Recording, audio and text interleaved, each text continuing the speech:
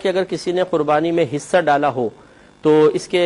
بال اور ناخن، اس شخص کے لیے بال اور ناخن کے کاٹنے کا کیا حکم ہے، کب سے یہ نہ کاٹے؟ دیکھیے، قربانی کرنے والا ہو چاہے قربانی نہ کرنے والا ہو، ان کے لیے مستحب ہوتا ہے کہ پہلی ذوالحجہ سے لے کر 10 تک بال یا ناخن وغیرہ نہ کاٹیں۔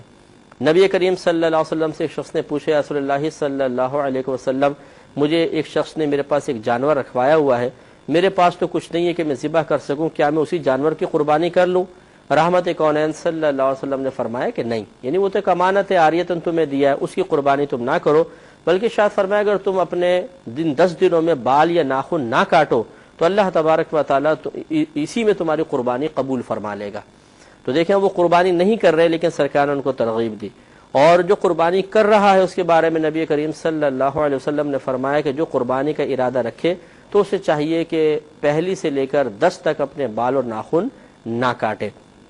تو لہٰذا لیکن یہ بھی مستحب ہی ہے کہ نہ کاٹے، فرض یا واجب نہیں ہے، لہذا اگر کوئی درمیان میں کاٹ لیتا ہے تو گناہ گار نہیں ہوگا، لیکن افضل یہ ہے کہ ان 10 دنوں میں بال یا ناخن وغیرہ نہ کاٹے جائیں۔